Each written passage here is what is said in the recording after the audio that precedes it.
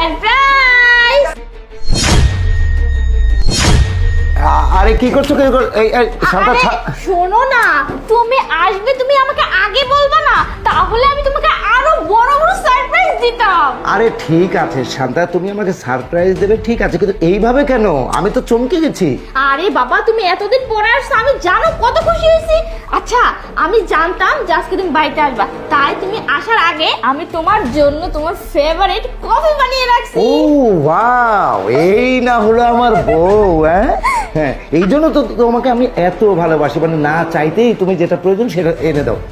আচ্ছা লক্ষ্মী শোনো কি বলি, আরে দাঁড়াও, আমি এক কাজ করি, তোমার ফেভারিট খাবারগুলো আছে না, এইসবগুলো রান্না করি, আর তুমি এক কাজ করো, এতক্ষণ তুমি কফিটা খেয়ে নাও, ঠিক আছে? ওকে ডান, যাও। Okay.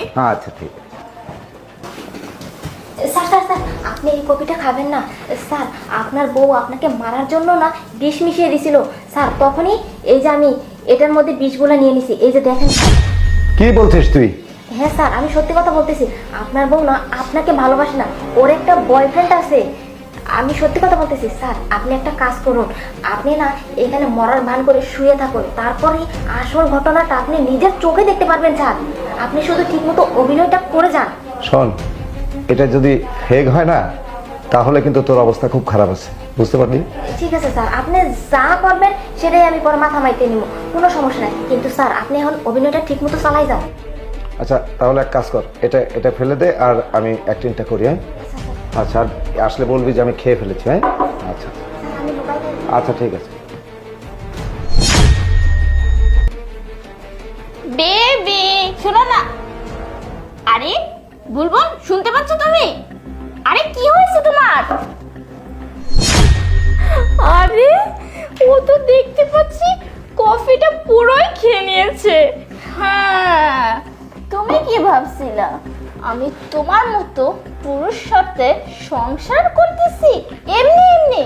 না না বেবি, তা তো কখনো চিন্তা ভাবনা করাই যাবে না। এক কাজ করি, আরিফকে কল দিই, এত খুশির খবরটা তোকে দিতেই হয়। বেবি শোনো না, কাজ হয়ে গেছি, তুমি তাড়াতাড়ি বাসায় চলে আসো। Okay baby, by.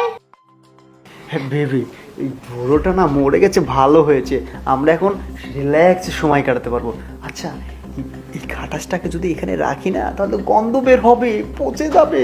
এক কাজ করি, আমরা এই বুড়ো ভামটাকে না একদম চলো নদীতে ফেলে দিয়ে আসি। হ্যাঁ ঠিক কথা বলছো, আর তাছাড়া এই টাইমে না আশেপাশে কোনো মানুষজন থাকে না,